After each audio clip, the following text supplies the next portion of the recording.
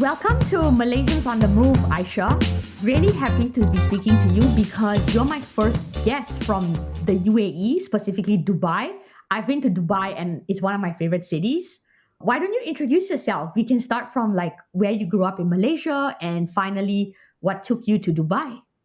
Thank you for having me, Yoshnee. This is a first time for me to be on a podcast, and I'm honored to be the first of Dubai expat represent for the Malaysian community. I've been living here for the past 15 to 16 years, I would say.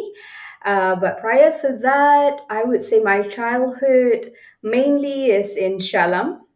Okay. Was in primary school. Well, we moved from Selayang and then to Shah Alam, but from primary to secondary up to university, I was based throughout in Shah Alam.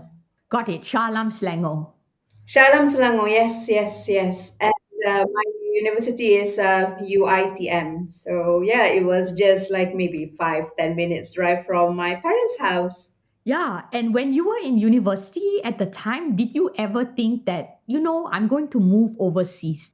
Not at all. I never thought anything, especially Middle East. It's not something that anyone would suddenly wake up, oh, wow, I want to move to Dubai. Because it's not something that is well known until they have this huge economic boom. One of the first idea is actually for me to find a job in Australia because Oh, right after graduation I have a few friends that who studied in Melbourne and they end up working there, and I was in touch with one of them, a very close friend of mine.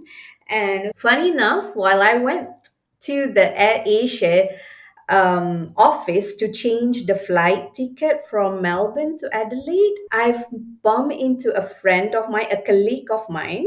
We were working together in KL, Wang Samaju at that time, the Wang Samaju office, and he just came back from an open interview oh. that was done in, I believe it was Hilton Hotel in Malaysia. And the first thing he said, like, oh, Aisha, maybe you should try to go for this open interview because they're looking for someone like you. I was like, okay, Oh, yeah, why not? Let me try and see where I landed. I don't even have any expectation. All I knew that they're finding talents to work here in UAE. I did not even Google what the job was. I didn't even Google about Dubai. I didn't even watch on YouTube.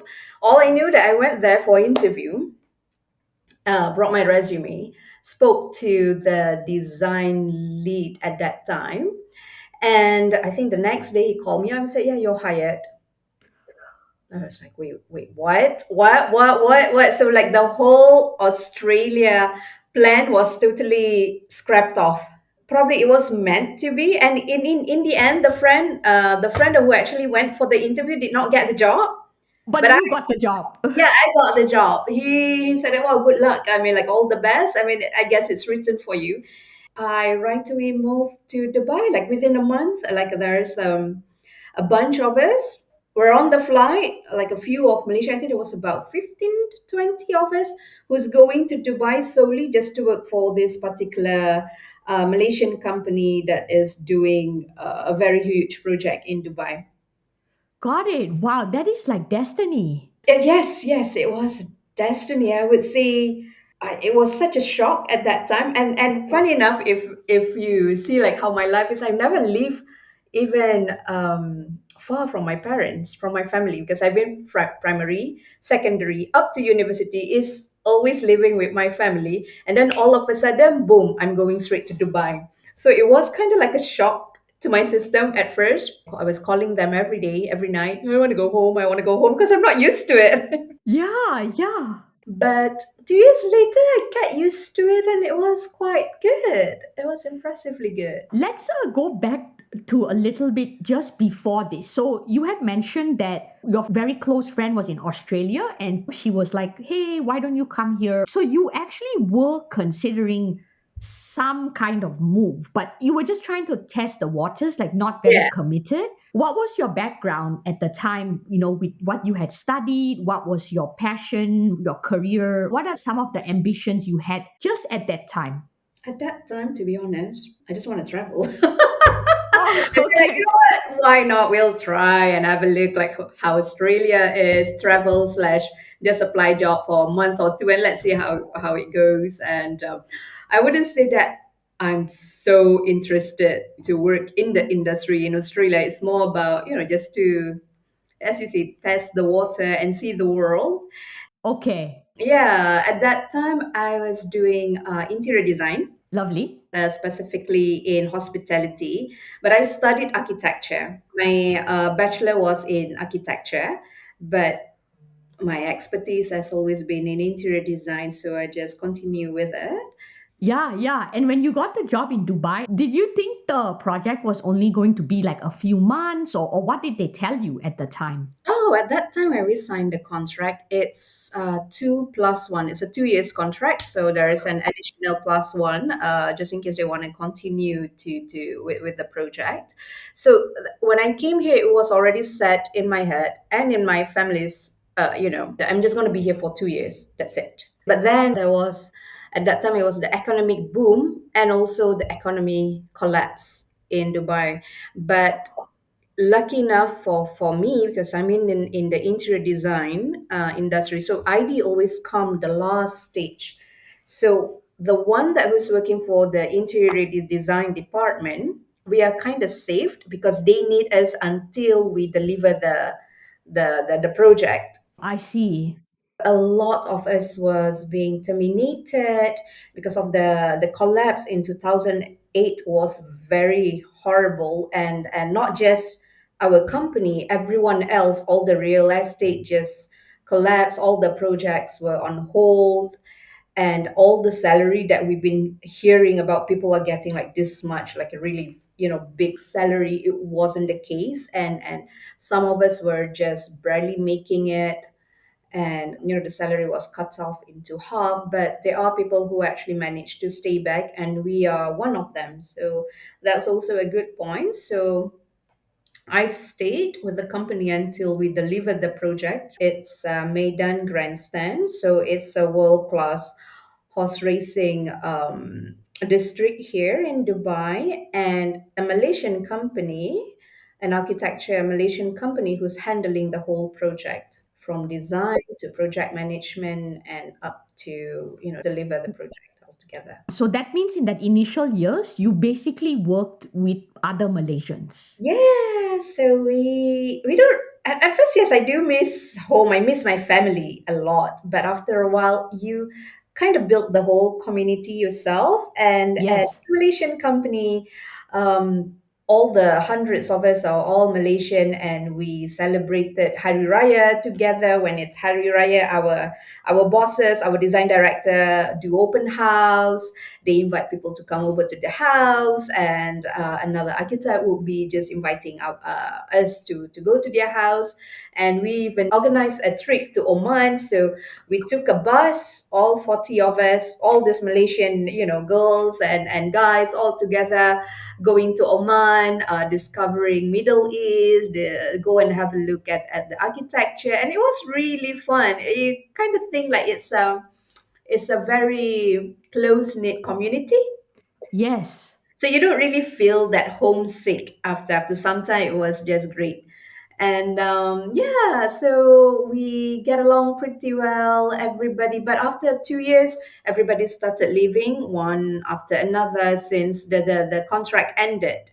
Yeah. And yeah, I was one of the last few. I think towards the end, most of my friends already started going back home, but yeah, I managed to stay, completed my contract for 2 years, and I went home to see my family. The boss I was working before I came to Dubai, she called me up and she said, "Hey, we have opening in Dubai," because they just opened a Dubai office at that time. And they said, Oh, "Would you be interested to, continue working in Dubai?" I said, "Yeah, why not? Let me just try." And again, I thought there will be another 2 years. So I came back, worked another 2 years, I think, but that is kind of like in between Dubai and KL. There are some months that I go back to KL and work in the office because they have KL and Dubai satellite office. Oh, so that allowed you to kind of like be in both places and travel back and forth. But not so much, I would say. I think maybe twice a year to be back in KL. And you always like enjoyed the work when you were there. It was always you liked what you were doing. I do. I think I'm quite hardworking. Once I'm in the zone, it's very enjoyable, and especially let's say for interior design, because we are the last one that who is going to be, the last stage of a project. So you get to see, like how you deliver a baby, and then you get to see the baby growing up. The baby is being built, and from ground zero, from nothing, and then there's foundation. From foundation, you start tight, you start putting all the finishes, and then the furniture, and then all the decorative, so you see everything started coming alive bit by bit, so it's like you're seeing your dream being built. Understood. Very interesting industry to be in. Yeah, very creative industry. And usually they will hire the interior design team even when the building is still being constructed and like renovated. Yeah, it's always better to hire the interior designers from the start, because it takes time. Everything has a process, and the more you go into it, there's a lot of procurement to go through. There's a lot of vendors you have to deal with, and being here in Middle East, it's not like we have our own raw products. Let's say in Malaysia we have timber, right? Yes. We have other natural resources as well, so it doesn't take that, it take quite a long time, but technically we have the factory, or the raw material right behind our house. But here, no, you have to take into account the transportation, the air freight, the sea freight, the cost of it, and then the tax of it that's coming in. So there's a lot of process, so it's good to have the interior designers to be involved from the very beginning. Understood, understood. And so you continued working for your old boss. You know, the satellite office was in Dubai. And that was another 2 years. And then what? Of course, you always want to go home, right? Yeah, I was like, okay, you know what, this is it. Enough lah. 5 years here in Dubai. So let's go home. So I decided to go back home. I went back. I've got a job interview. And I got hired already, signed a contract. And all of a sudden, there was a headhunter was in touch with me while I was back in KL. And he said, hey, there's a job opening in Abu Dhabi. Would you be interested? I said, you know what? Okay, let me try. Why not? There's no harm in trying. Let's see where I landed. And then, boom, I got the job. So, yeah, so I came back. Like within 2 or 3 months, I feel like, you know what? Okay, that's it. It's a no brainer. It's a very good company. It's with ACOM. Okay. It's a global engineering company. So I said this is a good exposure, and it's part of it is in Abu Dhabi, and I haven't been there, so why not? Let me try and see how it is. So I came back here after 5 years, from 2008, and I think it was 2013. I moved back to Abu Dhabi, worked there for about 1 year, I believe, and then I moved back to Dubai because another offer came. I see. Yeah, yeah. So I'm so used to Dubai, and you get used to the lifestyle. You get used to be in this community, the expat, and the friendliness. And you decided, you know what, Dubai is actually so much better than anywhere else in Middle East. Oh, because you felt that in Abu Dhabi it was harder to like build a community. Yeah, yeah, yeah. I think also it's part of it because I did not give myself a chance. I didn't, stay longer.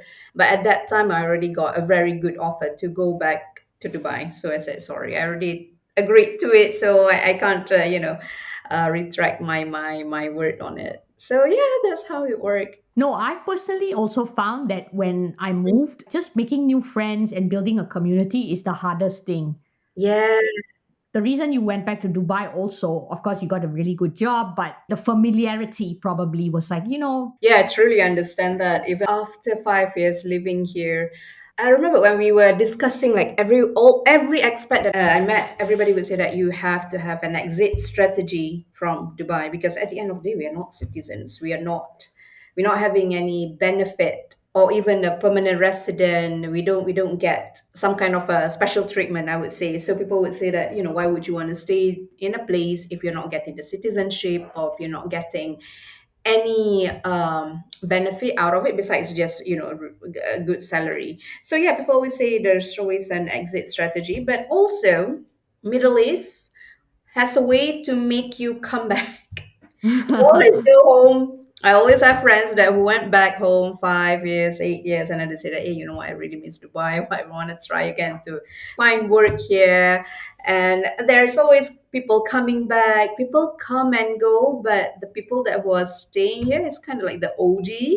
And Yeah, yeah, and I guess when the risk is written, you're just gonna end up wherever that is home for you, right? that's right. That's right. So then, after you came back to Dubai, you eventually started your own business, right? Yes. Okay. If I, let's say I was just looking at it. So the first, after 5 years in Dubai, I decided to go home and then came back because I got a job offer. And Yes. then adding another 5 years. So that is about 10 years from the first day I moved to here. And I decided, you know what, 10 years, enough. I would like to go home since, of course, my family miss me. They keep on asking, when are you coming back? When are you coming back? It would be nice for you, for me to come back because everyone is back home. And I decided, you know what, I think 10 years of global exposures is good enough. Let me end it on a high note. So I actually started, shipping some of my stuff back home, ready to quit my job and just go home. But that was with a different a property developer, so it was a totally different company from what I used to work. Got it. Is the luxury property developer in Dubai under Damak. Such a great exposure, and I know like I'll be coming back with a really good resume and work experience. So I'm not worried about on the work stuff. It's just like, okay, yeah, I just would like to take a break, be with my family. I even think that, I want to stay in Rao, Pahang, where my parents were, because I miss nature so much. We've been here in desert for too long, and you just want to be out there in greenery. So I was like, okay, fine, I should just go to my grandparents' place and just live there. And Yeah. guess what happened? I met my current husband after that. Oh my God. That's It's so funny. Yeah. It wasn't planned at all because everything was already on track for me to go back to KL. I was I even talking see. to my mom like, okay, heading back home, so wait for me. I'm coming back home. And the next 2 months afterwards, I'm just telling mama, hey, I met someone. And there was like a long silence on the phone. She was like, what do you mean you met someone? I thought you're coming back. Aren't you supposed to come back? I said, no, I guess I'm coming back, but I'm coming back with this man that who's proposing to me. So we actually went home. I brought my current husband at that time, and I said, you know what? Let's meet my parents, and I'm sure they would love you. And yeah, of course, they fall in love with him. And we end up like my parents talking to his parents via Video. because they live in Canada. And it turns out we kind of, and the parents have like some kind of a dua or some kind of Prayer. a prayer. And then my mom and my dad said, oh, by the way, you're engaged now to this man. I'm like, what, wait, what? But yeah, it was just, yeah, it wasn't planned at all. We didn't even, think about like, okay, we're gonna get engaged. We're gonna go. We just all I'm thinking of is just to introduce him to my parents. And yeah, it turns out that yeah, we kind of got auto engaged. I would say online engagement, and Yes. then afterwards, fast within a year, we got married. Very nice. And how did you meet? We are the success story of algorithm. I met him through app. It was such an old app, and yeah, we met through app. He is in finance industry. Definitely, we're not gonna meet through work. There's no way finance and interior design is gonna like, have any networking. And yeah, we met through app. We got to know each other, and there was a really good chemistry going on. And he loves Asian culture. He's very fond of Asian food. That is very important. Yes. And yeah, he comes from a good family, and everything was it was just in the right direction, I would say. So yeah. Yeah, yeah. So that means like in the back of your mind, you were like, I'm shipping my stuff. I'm going to go back to KL, but you were still open to exploring things in Dubai, whether it's meeting. Yeah, exploring job or boyfriend girlfriend. Yeah, yeah, Yeah, yeah. At that time, everybody was on app, to go for dates. So it's like, just like switch it on, off and on, and then yeah, it turns out that yeah, we were so serious about it, and we end up getting married. yeah, yeah. That's so awesome. I feel like your one thing that I've learned from talking to you is like you have this very like go with the flow kind of mentality, like mindset. You just try when Yeah, an opportunity knock on your door. What do you have? What you've got to lose, right? We have a sweet 2-year-old baby. She's gonna turn 2 in April. oh, that's awesome. I wanted if you could share a little bit about your business and how you went down that journey. And the reason I'm asking is because, a lot of people they work in companies, one company to the next to the next. But how do you make that jump to start your own business? I always love to understand, to do business on my own. I would say sometime when I was in high school, I used to do, you call the friendship bracelet that Yes. you do, and I sell it off, and I take like commission from the school to do the school book, like sketches of school book and stuff. So there's always something in me that I like to do things with my hand and to earn money from it. So I think during COVID, right before COVID happened, I decided, let me try to do business on my own, since there's a lot of demand for residentials to do their homes, to do the design. And I just registered my company, but I wasn't really thinking about it as much. I only take projects one off here and there. But when COVID happened, then you just realize that people started to see that their house is not up to standard. So my business kind of take shape during that time. There was a lot of demand. There's a lot of requests that they want to change their house to be better. They would like to change some of the room into a home office, and they realize, yeah, we want to upgrade our house to a better living condition. So I got a few projects, and one thing led to another. I just recently completed a project which is, we do, the clients is investors, but private Okay. investors. So they bought the house off the market, and they handed it over to me, where I flip it. So it's like upper, what do you call it? Like a flip home, and then they Yes. sell it to a higher price. Oh, but the flipping of it consists of like renovations and design. It's both. Yes, interior design and the renovation. But of course, the renovation is being taken care by a contractor. But also after the renovation, I take care of the part of the styling, which buying the furniture, buying, let's say, the cookery, the artworks, decorative accessories, everything that, when you put the house upside down, anything that fell down, those are under my scope. To the renovation, let's say we extend the master bedroom to be bigger so that there's a selling point to it, and we made it really nice that like there is a walk-in wardrobe, there's a bigger living room spaces, and sometimes I took care of the, well, I wouldn't say full landscape, but like simple decorating part of the landscape, up to the extent when they sell the house. So the client that who bought it, all they have to do is just bring their suitcase. So everything is fully provided: bed sheet, towels, room diffuser, cushion cover, additional towels, even the cleaning that we do, like a monthly cleaning that we do, is also covered by us as well.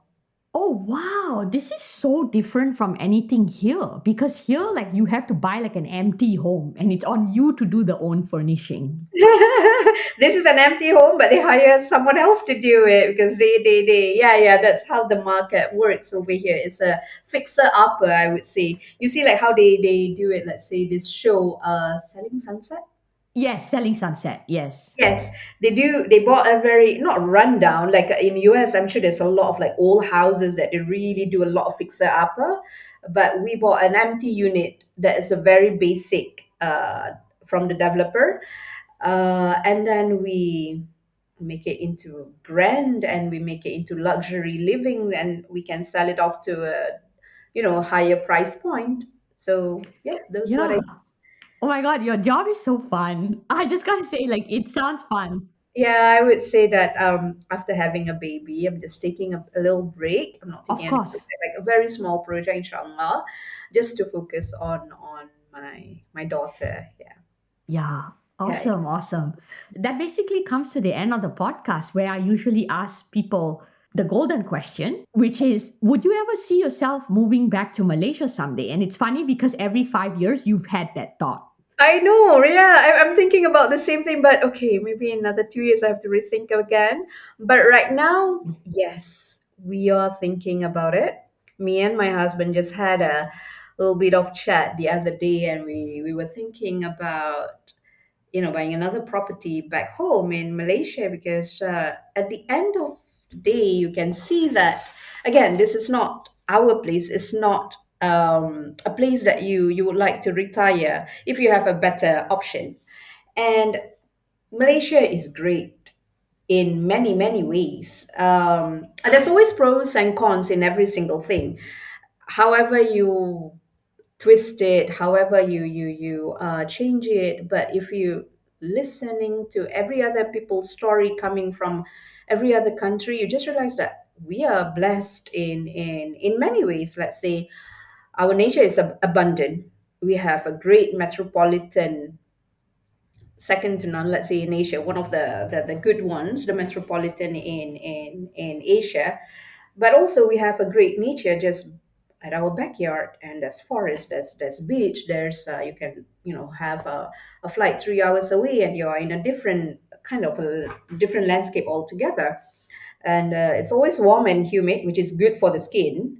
Yes. We don't even have any winter whatsoever, and it's kind of nice. I mean, it's great when you go for winter vacation. Yes, that's great. But to live in the winter, I'm sure you understand that. Yeah, I do.